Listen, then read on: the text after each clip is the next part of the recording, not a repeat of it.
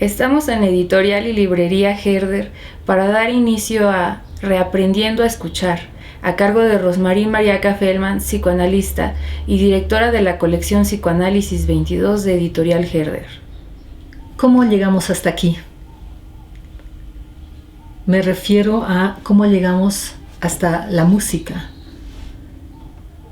Fue un recorrido largo, no lineal, que empezó desde la langue escrita en una sola palabra.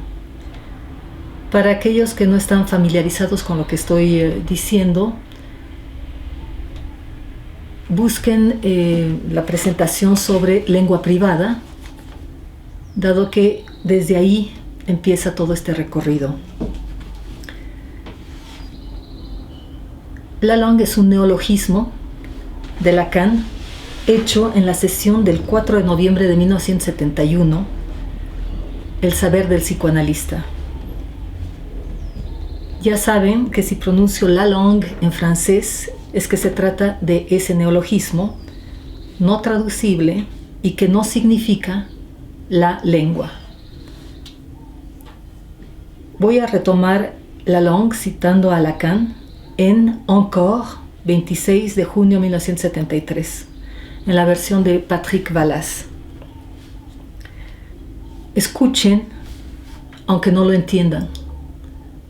Escuchen, porque tiene totalmente que ver con la presentación del día de hoy.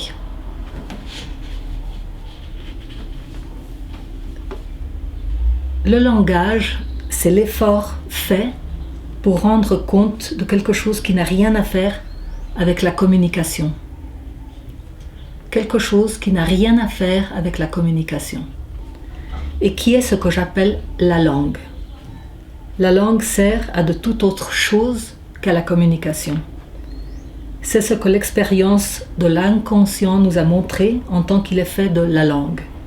C'est la langue dont vous savez que je l'écris en un seul mot pour désigner ce qui est notre affaire à chacun à l'égard de ce qui, pour nous, et la langue dite maternelle, et pas pour rien dite ainsi.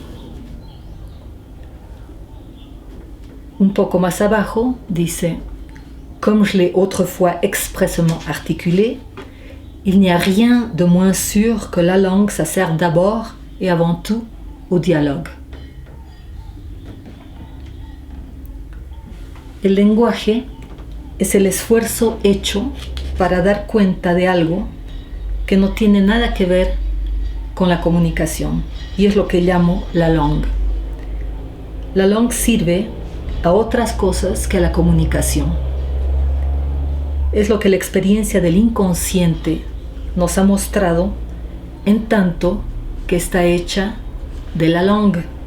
Esta la langue que ustedes saben que escribo en una sola palabra, para designar lo que es nuestro asunto de cada uno respecto a lo que para nosotros es la lengua llamada maternal y no por nada llamada así. Más abajo dice, como ya en otro momento expresamente lo articulé, no hay nada menos seguro que la langue sirva en principio y antes que nada al diálogo. Luego dirá, l'inconscient est un savoir-faire avec la langue. El inconsciente es un saber hacer con la langue. Y es desde el año 1975 real simbólico imaginario que hace existir al inconsciente en el real del goce. La langue tiene efectos de afecto, de emoción. Por eso importa. La langue musical ligada al cuerpo, al goce. Sonidos, tonos, pausas, silencios que no tienen significados, pero sí efectos de sentido. Es la música la langue cuando la langue no es todavía un lenguaje.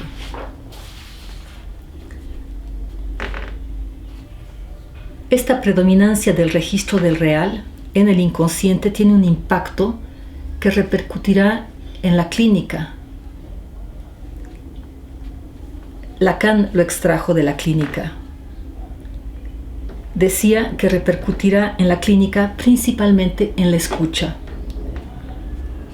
y por ende en las intervenciones. Es la predominancia en la escucha de lo sonoro. Y esto puede apreciarse en Lacan en la abundancia de neologismos que empiezan a proliferar en sus seminarios. Entonces les voy a mostrar a continuación una gráfica en el que se ve el recorrido a través de los años, un recorrido donde los neologismos se van incrementando cada vez más.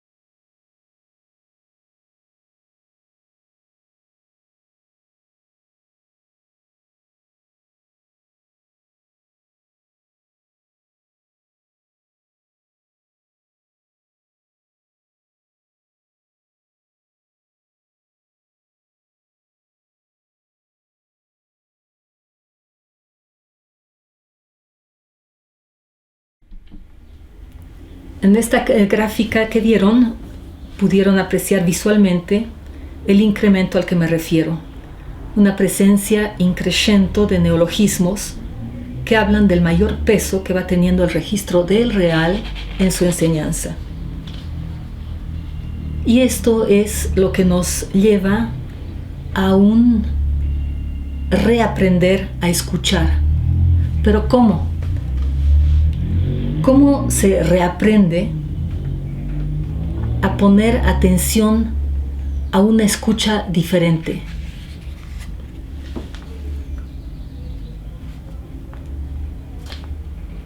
No es algo obvio, aunque parezca.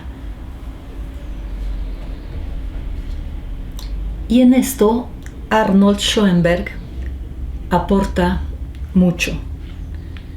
En 1923 su música atonal coincide con el inicio del post-romanticismo, es decir, que rompe con el romanticismo de su época y concomitantemente con una manera de escuchar, rompe con lo que se escuchaba como algo armónico y con cierta composición.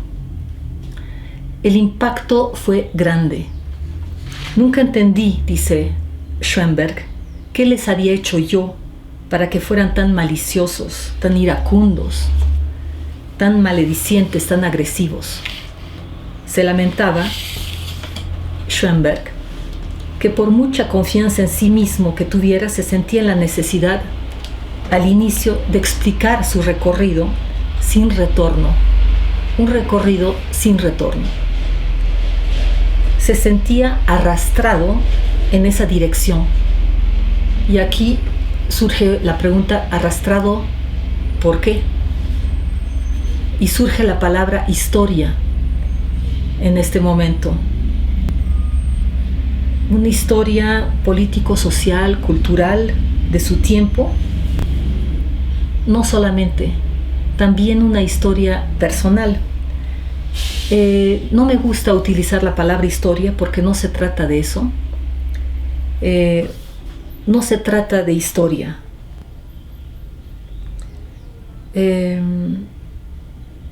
Pero el estar arrastrado por algo que él denomina, lo cito, dice: estoy obedeciendo una compulsión interior que es más poderosa que cualquier educación.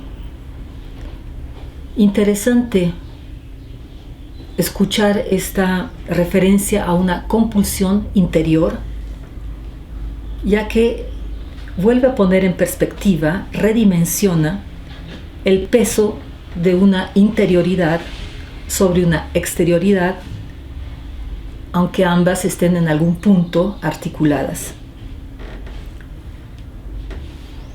Lo que quiero decir es que no es que inventó la música atonal para expresamente romper con el romanticismo. No pasó por una intelectualidad o por una racionalidad, fue una compulsión interior, dicha en sus palabras.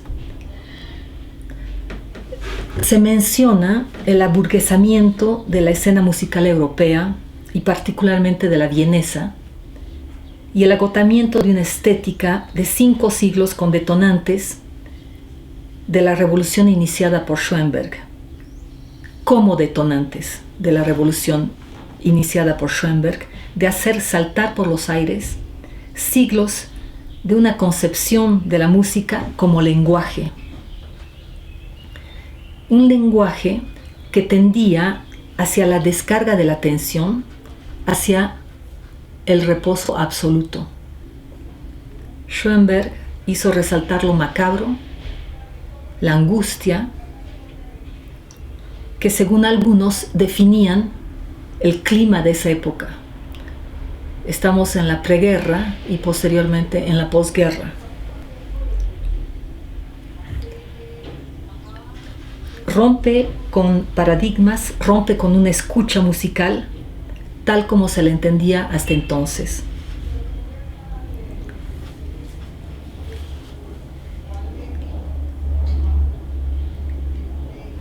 Decía de la reacción, mencioné la reacción tan fuerte que tuvo en su época, y en un concierto el 31 de marzo de 1903 en Viena, que incluía su sinfonía de cámara número 1 y los Altenberg-Lieder de Alban Berg, desató un motín que hizo necesaria la presencia policíaca. Es decir, que no fue algo suave. Y se puede apreciar y escuchar su rompimiento con la música tonal en String Quartet número 3 para cuerdas.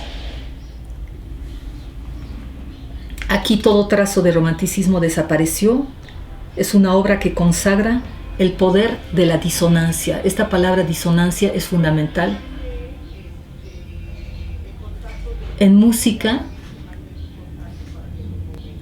en psicoanálisis. Respecto a Alan Berg, es un compositor que fue alumno de Schoenberg y difícil también de escucharlo para una oreja no acostumbrada a la música tonal. Y eso que Berg todavía mantenía cierta cercanía con el romanticismo. Pero suena como una ruptura con los sentidos, con la escucha a la que estamos acostumbrados. ¿Cómo escucharlos sin inmediatamente o después de 5 minutos tener ganas de cambiarlo o apagarlo? ¿Cómo escucharlos?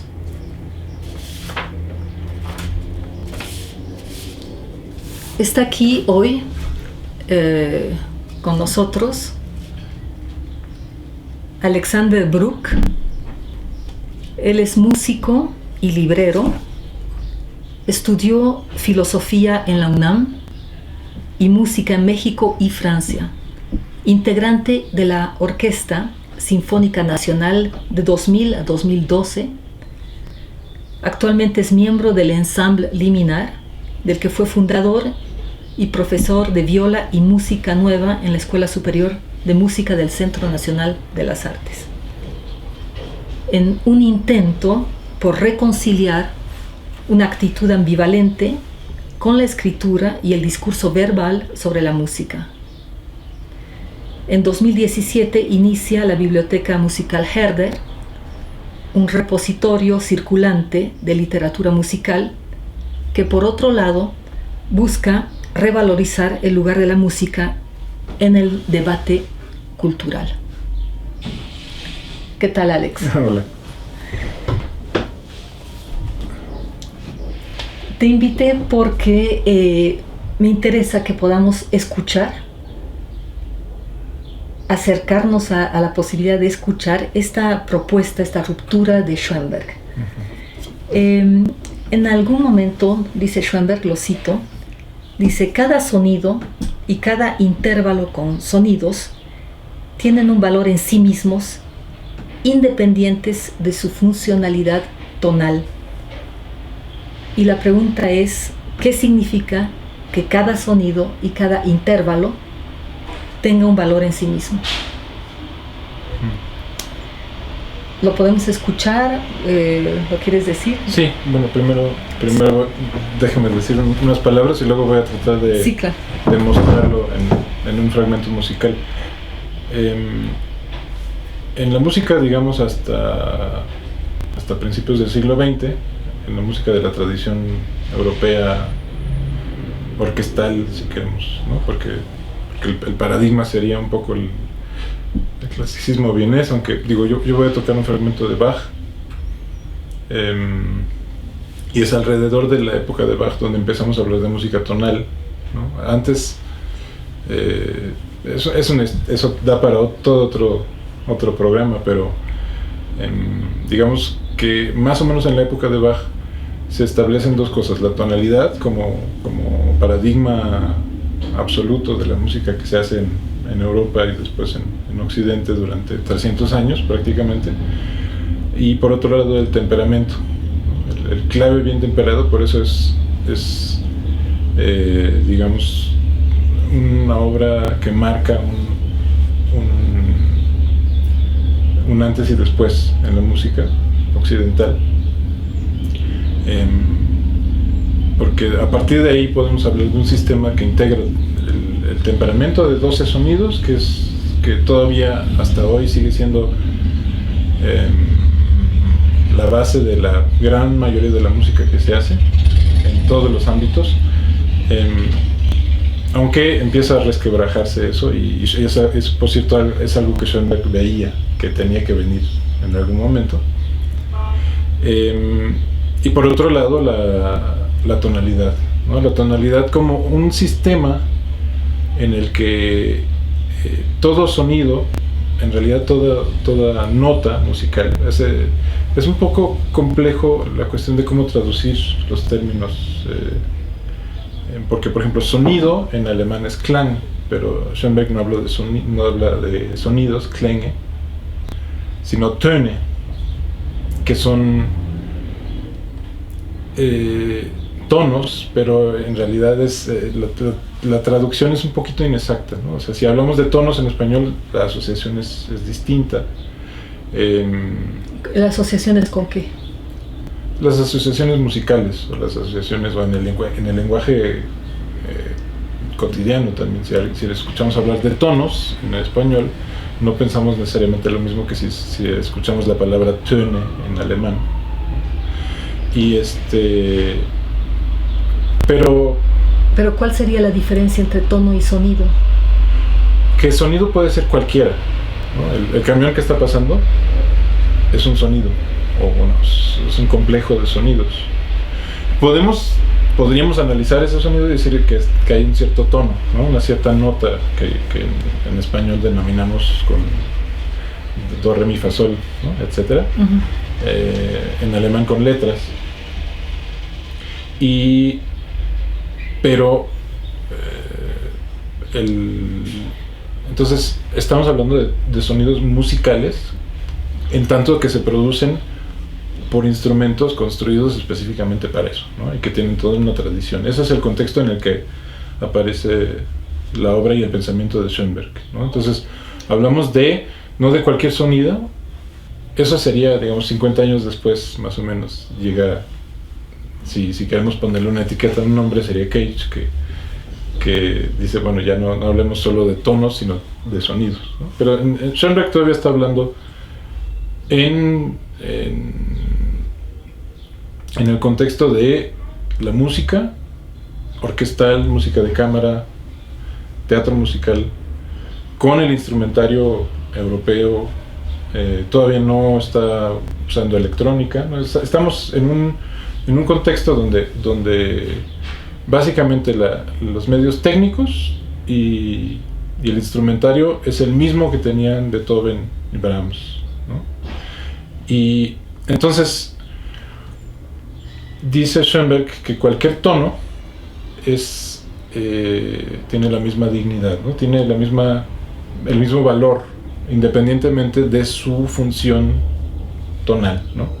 ¿Eso qué quiere decir? En la música tonal, todo sonido o toda nota o todo tono tiene que estar relacionado según un sistema de reglas convencionales y tradicionales a la fundamental, ¿no? Una pieza que está, por ejemplo, voy a tocar un fragmento de una obra de Bach que todo el mundo conoce, la primera suite para cello, ¿no? Que está en sol. Entonces, toda nota en esa pieza tiene que ver con ese sol, que es la fundamental, que es la tonalidad, según una serie de procedimientos, si se quiere, matemáticos, ¿no? Que son bastante simples, pero pueden llegar a ser bastante complejos en su desarrollo. Entonces,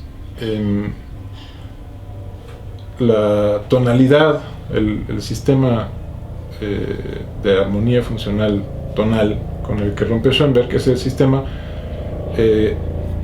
dentro del cual todo sonido, todo sonido musical, toda nota o todo tono, vamos a usarlos, digamos, un poco como sinónimos, aunque no lo son, ¿no? Pero para facilitar.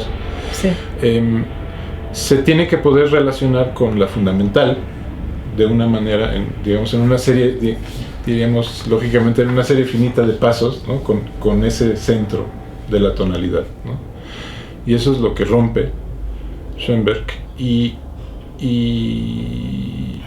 aunque no es el único, digamos que él es el que más claramente posibilita, ¿no? Todo lo que viene a partir de ahí, a partir de su dignificación teórica de las posibilidades de relacionar los sonidos sin necesariamente suponer un centro, ¿no? Un centro tonal, ¿no? De donde luego nace la necesidad de un sistema nuevo, ¿no? Un sistema que permita al compositor, porque él en primera instancia Schoenberg, nunca se vio ni como un teórico, ni como un creador de estéticas, sino como un artesano, creador de música, ¿no? Uh-huh. Entonces, él necesita, porque toda la primera época de Schoenberg, desde las obras expresionistas todavía tonales, ya que rompen ya los moldes de la tonalidad desde dentro, como La Noche Transfigurada, y después las obras atonales libres de los años 10, ¿no? que nacen, digamos, de un impulso interior, pero que después, cuando, digamos, también por circunstancias de la vida y de varios puntos donde, digamos, que su carrera se amenaza con estancarse, o de plano algunas veces piensa en dejar la composición, y no, como todo artista tiene esos conflictos, y entonces en un momento dado llega a postularse la necesidad de un sistema que le permita sustituir la armonía tradicional, la tonalidad, ¿no? La armonía funcional tonal, uh-huh. Que va a ser el sistema de 12 sonidos, no el sistema, el método de composición con 12 sonidos, donde cada una de las notas se relaciona con las otras 12 sin necesidad de postular un centro, ¿no? Sin decir, bueno, todo tiene que relacionarse No, en sol mayor todo tiene que relacionarse con ese sol, ¿no? Ahorita voy a tocar un fragmento de Bach donde vamos a entender auditivamente de qué se trata. Y después voy a tocar un fragmento no de una obra de Schoenberg, no tiene literatura para cuerda sola. Más que fragmentos, si pudieras mostrar esto del cada sonido y el intervalo como un valor en sí mismo. Sí. Los intervalos tienen que ver, o sea, lo que hace que una música sea tonal o no, o lo que hace que un intervalo sea disonante o consonante, que es un concepto, es digamos una pareja de conceptos que están relacionados, aunque no hay que confundirlos, tiene que ver con su mayor o menor compatibilidad con el espectro de un sonido, ¿no? Y eso tal vez sea el momento de hacer una demostración musical. Okay.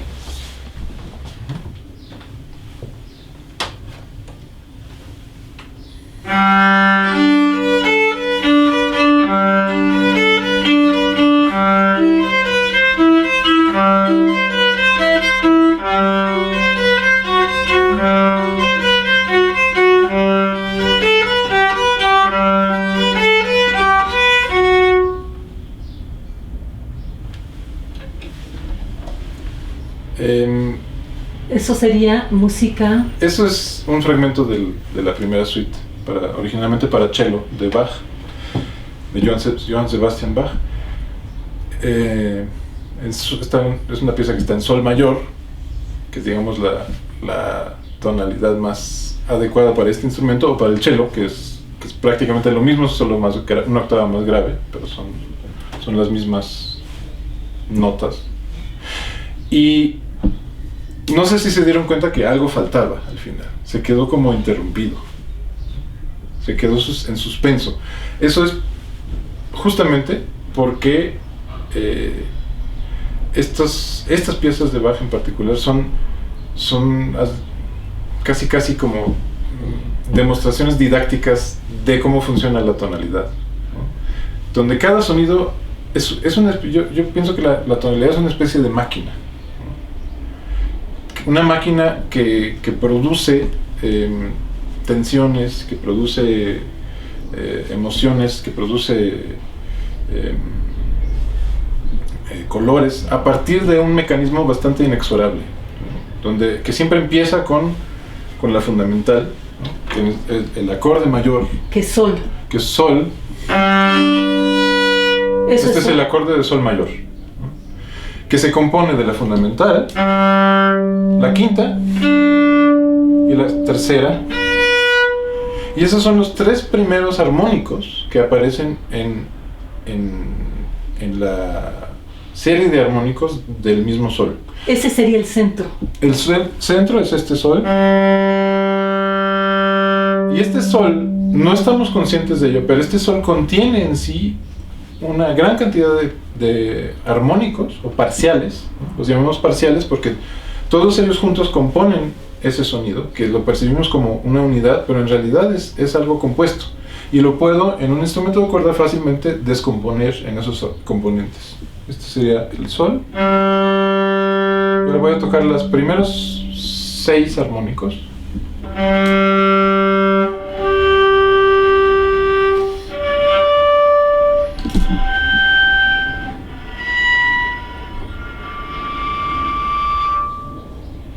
Son los primeros 6, técnicamente son los primeros 6 múltiplos íntegros de la frecuencia fundamental. Entonces, es decir, supongamos que el sol tiene una frecuencia de 200 vibraciones por segundo, más o menos. Entonces, el primer armónico sería el doble, 400. El tercero sería el triple, 600, ¿no? El cuarto, 400. El quinto, 500. El sexto, 600, ¿no? Ahí luego importa cuáles son números primos, ¿no? El 2 es primo, el 3 es primo, el 4 no, el 5 es primo, ¿no? Esos son los que van a importar, digamos, los que van a aportar sonidos nuevos musicalmente, ¿no? Y esos primeros 3 sonidos, 1, Bueno, el 2 en realidad no cuenta porque lo que hacemos cuando doblamos o dividimos entre 2, simplemente subimos en el registro, pero sigue siendo la misma nota. Esto es un sol, y este que es el 2 también es un sol. Entonces armónicamente no aporta nada nuevo. Okay. Entonces los primeros 3 números primos, excluyendo el 2, son... Y esos, ordenados de otra manera, dan este acorde. O el mismo acorde, digamos, en posición fundamental, ¿no? Eso es el centro, y eso va a tender a regresar siempre toda música tonal. Lo que estás diciendo es que ese centro es la estructura, la base sobre la cual va a estar basada, valga la redundancia, toda esa composición. Sí, va a volver a ser tocada. ¿Eso significa centro? Y aunque no vuelva a ser tocada, siempre va a estar ahí. Es como una... ¿De y qué eso manera? es algo... Con esas relaciones, esas como vectores que nos quieren jalar hacia... ¿no? Voy a tocar otra vez el mismo fragmento, voy a detenerme en el mismo lugar, y van a ver cómo hay algo que nos jala hacia lo que sigue, ¿no? Inexorablemente. Por lo menos nuestro oído que ha escuchado esas secuencias de acordes durante toda la vida, ¿no? Y pero genéticamente...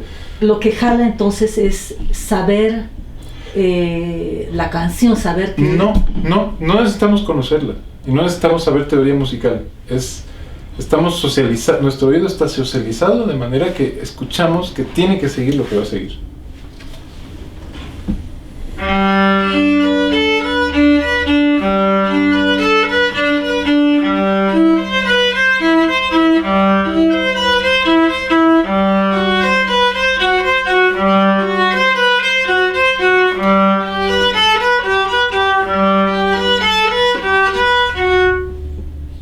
Tiene que seguir.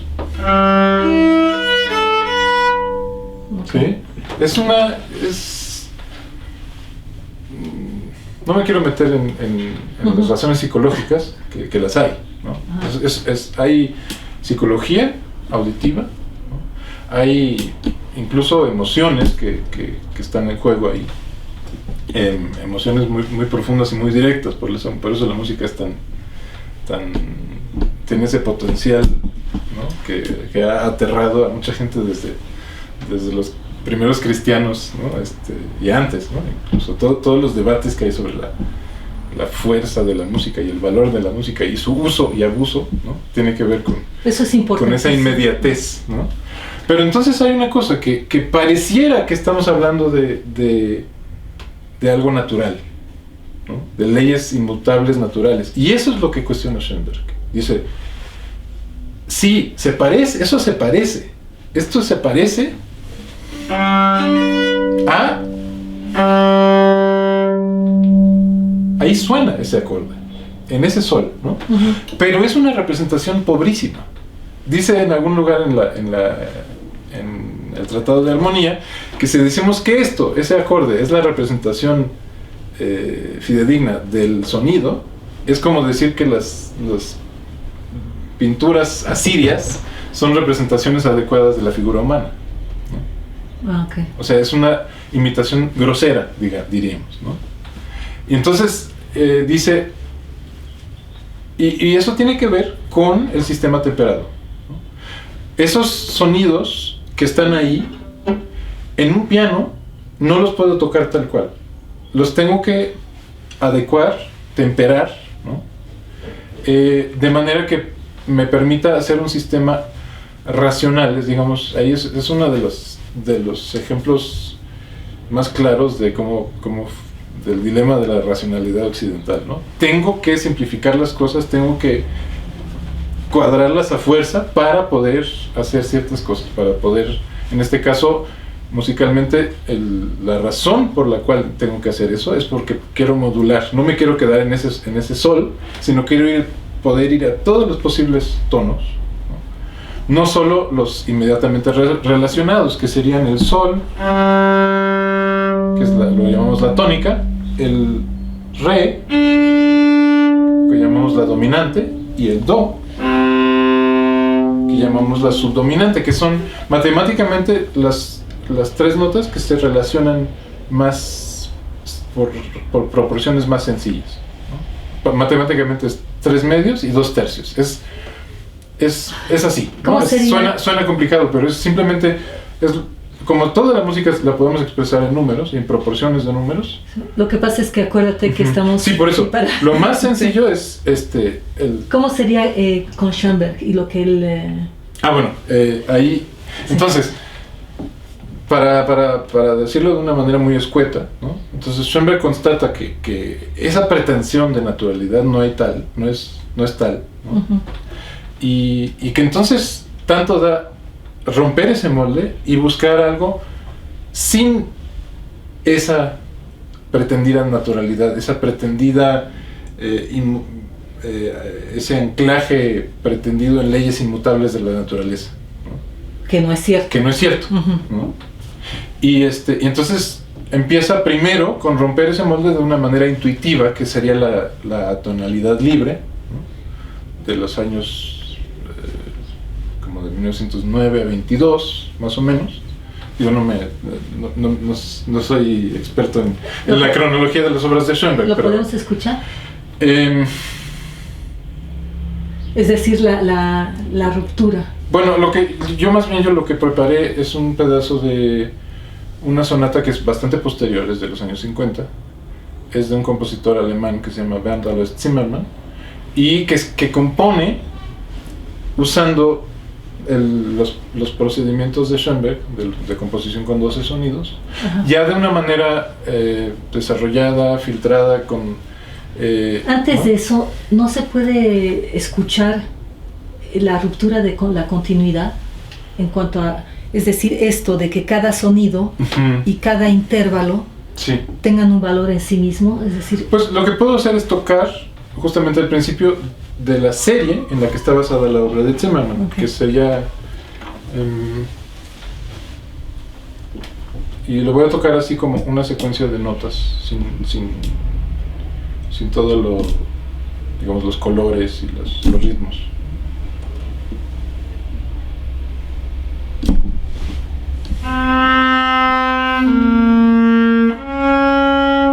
Perdón, necesito la partitura.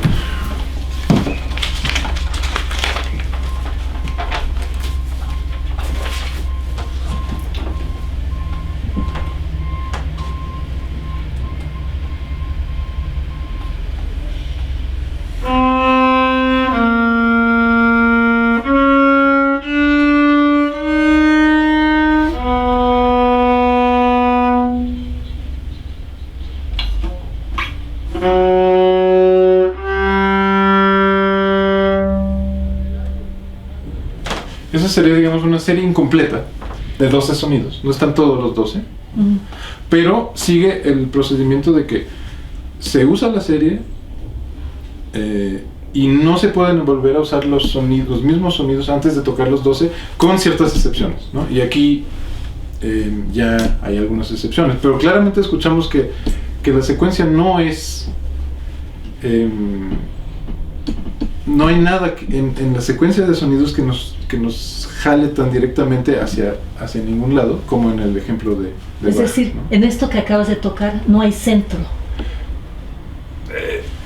Probablemente en esta obra en particular ya vuelve a aparecer una especie de centro, pero no trivialmente, digamos, ¿no?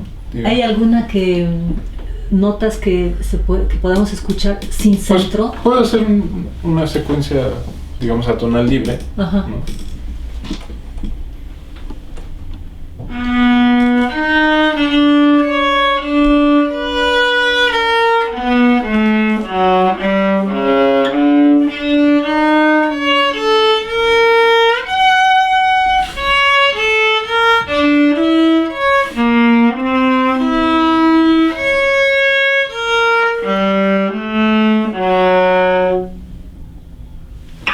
No me salió completamente atonal, pero es una secuencia, o sea, no está en sol. No te salió re, completamente atonal porque no es fácil hacer. Porque no es fácil, porque tenemos, nuestro oído y nuestras manos están entrenadas para Es un condicionamiento. Es un condicionamiento, claro, ¿no?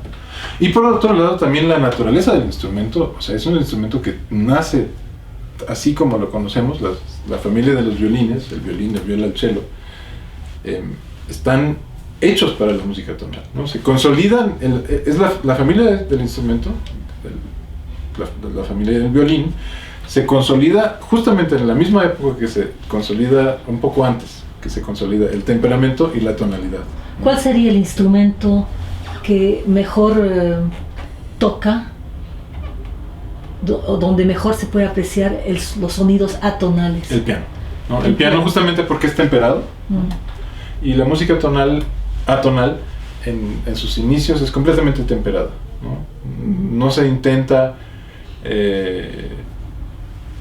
trascender esa limitación del temperamento de 12 sonidos, ¿no? Que es una convención, que es un desarrollo técnico, pero al mismo tiempo una limitante.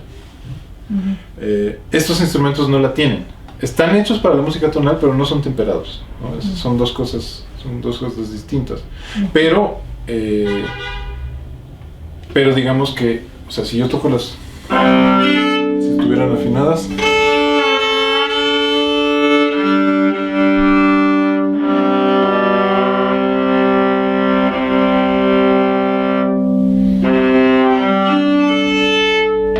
ahí ya hubo una hilación, ahí hubo una continuación. Ahí hay un acorde que tonalmente es bastante complejo, porque son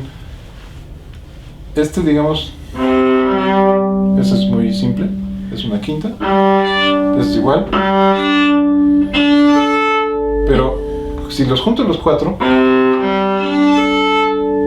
entonces, si entiendo bien, atonal sería sonidos sueltos, como decir, por ejemplo, poner un do y al final a continuación un si, y luego poner, es decir, que no hayan acordes, que sea... Sí hay acordes, pero no hay relaciones simples entre los intervalos. No están todos basados en esas proporciones simples. Y hay intervalos típicos en la primera música atonal, y hasta mediados de siglo, o incluso aquí todavía, bueno, esta obra es del 55, como estas séptimas mayores,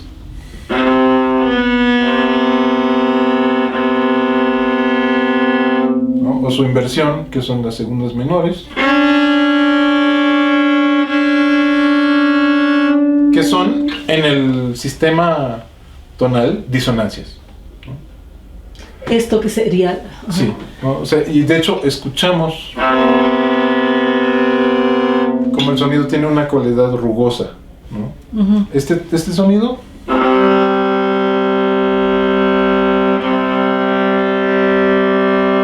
es bastante liso y muy resonante, no hay tensión, ¿no?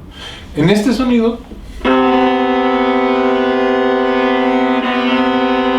inmediatamente percibimos algo, ¿no? Si fuera pintura, uno sería una superficie lisa, y el otro sería algo con ruido, ¿no? Digamos, ¿no? Ahí aparece algo que podríamos identificar como ruido, ¿no?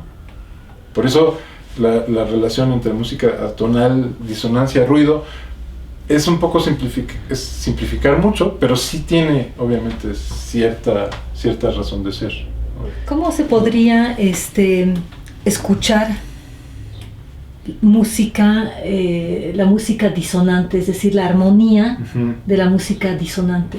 ¿Cuál es la armonía? La armonía es simplemente la relación vertical entre más de un sonido, ¿no? Esto es armonía. ¿Y qué no sería? Esto es armonía. Es que en realidad cuando tenemos presencia simultánea de sonidos, hay armonía. Puede ser más o menos disonante, puede ser más o menos tonal, pero no deja de ser armonía. Presencia simultánea de sonidos. Sí. Entonces, cuando no hay presencia simultánea de sonidos... O sea, donde no hay armonía es, por ejemplo...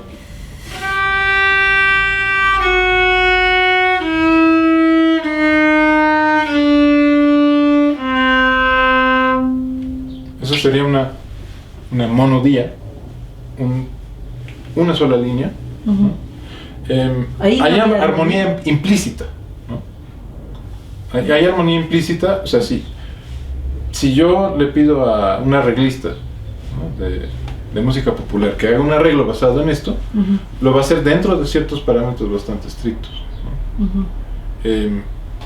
Pero no hay armonía en el sentido de que la armonía, materialmente hablando, es la presencia simultánea, vertical, diríamos, ¿no? La representación de la armonía es en la vertical, ¿no? Si hacemos una representación Uh-huh. visual, en una partitura, por ejemplo, una partitura tiene varios sistemas, y todo lo que está en un mismo eje Y sucede simultáneamente, ¿no? ¿Se trataría de una ruptura con la armonía o de otra armonía? Es otra armonía, es otra posibilidad de la armonía, justamente. ¿Y dónde está la armonía ahí? Tal vez es un buen momento para ahora sí tocar un fragmento Okay.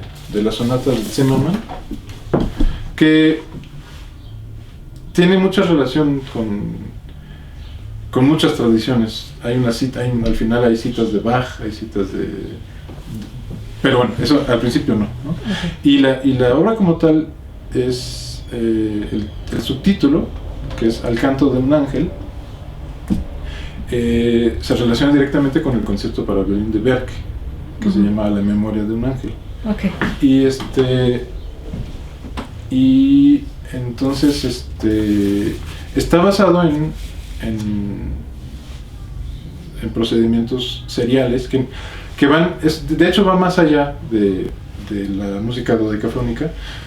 La música serial, que sería lo que predominó durante buena parte de la segunda mitad del siglo XX, aplica esos mismos procedimientos de permutación que Schoenberg ideó para las notas, para los tonos, a el ritmo, el color, el timbre, las combinaciones instrumentales, ¿no? Digamos que se extendió ese método entonces vamos a ver que hay muchos cambios que están determinados serialmente por ciertos parámetros que el compositor decide de antemano, ¿no? que no son sujetos de su voluntad inmediata, ¿no? Esos restricciones creativas, a fin de cuentas, ¿no? Lo que Schoenberg busca con la dodecafonía es restricción creativa que al mismo tiempo le permita otro horizonte para la armonía, para la instrumentación, ¿no? Okay.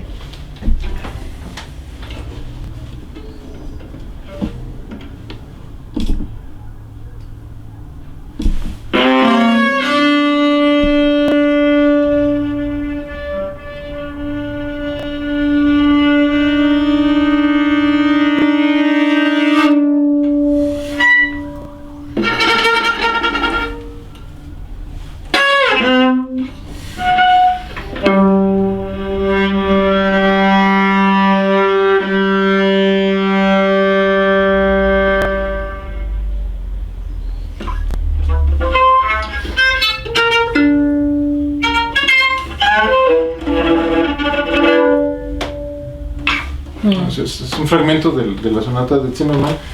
Interesante. Notamos inmediatamente que hay una manera de organizar los sonidos que es completamente distinta a la de Bach, ¿no?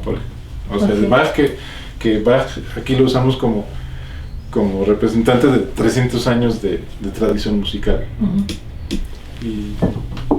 Creo que hemos podido escuchar un poco esto del sonido como un valor en sí mismo. Es difícil entenderlo, sobre todo cuando somos neófitos en música, pero lo que me interesaba es la cuestión de la escucha principalmente, así que no se necesita, digamos, tener mucho conocimiento, sino poder escucharlo, pero poderlo escuchar fácilmente, ¿no? Porque de repente lo que sucede con estas composiciones, como con un compositor francés, Pascal Dussapin, es que parecen ruidos y a los 5 o 10 minutos dan ganas de cambiarlo, de apagarlo, porque no, el oído no está acostumbrado a eso. Alex, Vamos a dejarlo aquí. Muchas gracias. Como verán, es un tema complicado. Espero que haber escuchado los sonidos de esta manera pueda acercarnos un poco más a lo que estoy tratando de transmitir.